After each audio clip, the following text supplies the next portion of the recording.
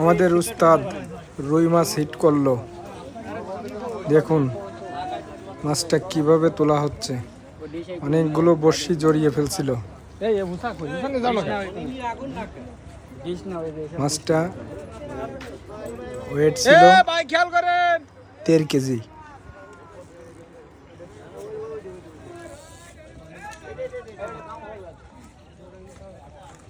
আপনাকে 1 কেজি দিছে 1.5 কেজি এই দিন লাড্ডু দিন।